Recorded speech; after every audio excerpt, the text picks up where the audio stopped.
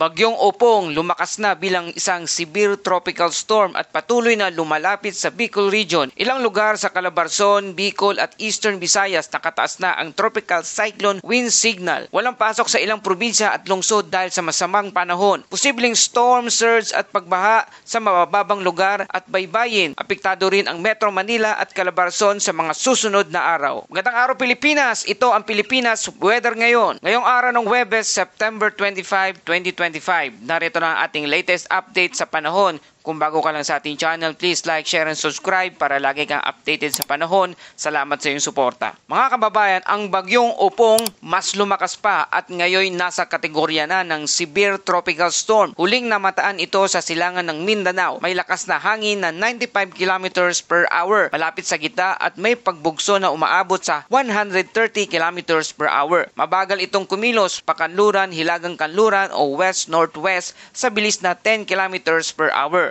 Ibig sabihin nito, bagamat mabagal ang galaw, mas matagal at magiging epekto ng ulan at hangin sa mga dadaanan na bagyo. Nakataas na ang Tropical Cyclone Wind Signal number 2 sa Northern Samar, Northern Eastern Samar, San Policarpio, Oras, Hipadpad at Artiche. Inaasahan dito ang mas malalakas na hangin at malalakas na ulan sa mga susunod na 24 oras. Habang Signal number 1 naman sa lugar ng Catanduanes, Camarines Sur, Albay, Sorsogon, Masbate, Samar, Eastern Samar, maliban sa hilagang bahagi, Biliran, Northern Leyte, Tacloban City at iba pang bayan ng sa Hilaga. Maghanda para sa ulan at hangin na maaring makasira ng mga magagaan na ekstruktura. Ayon sa DILG Codex at Pag-asa, may banta ng storm surge o daluyong sa mga baybayin ng Southern Luzon at Eastern Visayas. Maaari itong umabot mula 1 hanggang 3 metro depende sa lakas ng hangin at alon. Paalala sa ating mga kababayan na sa tabing dagat, iwasan muna ang pamamalakaya at siguraduhing nasa ligtas na lugar ang mga pamilya. Sa Critical Cyclone Track Chart, nasa ilalim ng Alert Level Charlie o Red ang lugar ng Albay, Camarines Sur, Laguna, Batangas, Cavite, Rizal, Quezon at Metro Manila at iba pang probinsya. Inaasahan ang intense to torrential rain o malalakas na hanggang matinding buhos ng ulan. Alert Level Bravo naman o Orange, Aurora, Pampanga, Zambales, Nueva Ecija, Romblon at iba pa. Heavy to intense rain. Alert Level Alpha, Yellow, Central at Northern Luzon provinces na maaring makaranas ng moderate to heavy rains. Mga kababayan, kapag sinabi nating intense to torrential rain, ibig sabihin ay posibleng bumuhos ang ulan ng halos walang tigil na maaring magdulot ng biglaang pagbaha at landslide. Kung ating ihahambing sa nakaraan, katulad ito ng Bagyong Rolly noong 2020 at Bagyong Glenda noong 2014,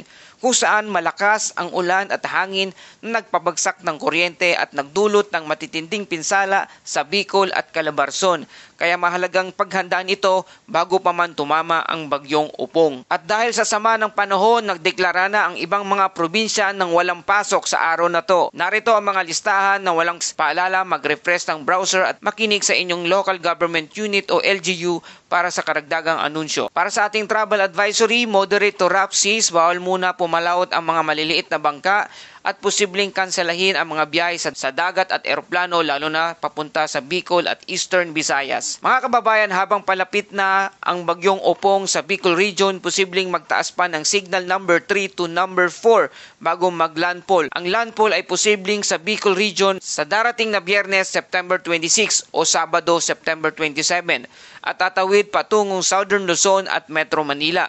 Ang kahinaan ng bagyo ay ang mabagal na galaw. Nagbibigay ito ng mas maraming ulan pero ang kalakasan nito ay maaring umabot sa typhoon category bago tumama sa lupa. Madala, narito ang ating Bible verse of the day. Sa gitna ng unos, huwag mawalan ng pag-asa. Mula sa Isaiah 41 verse 10. Huwag kang matakot sapagkat ako'y kasama mo. Huwag kang mangamba sapagkat ako'y iyong Diyos. Malalakasin kita, tutulungan kita at iingatan sa kanang kamay ng aking katwiran. Paalala na kahit malakas ang bagyo, mas malakas ang Diyos na ating sandigan. At yan ang ating latest update sa panahon at mga karagdagang anunsyo. Salamat sa patuloy na pagtutok at pagtangkilik dito sa Pilipinas Weather Ngayon. Huwag kalimutang i-like, share and subscribe para lagi kang updated sa panahon. Ito ang Pilipinas Weather Ngayon na laging nagpapaalala, maging handa, maging ligtas, maging alerto, ingat tayong lahat.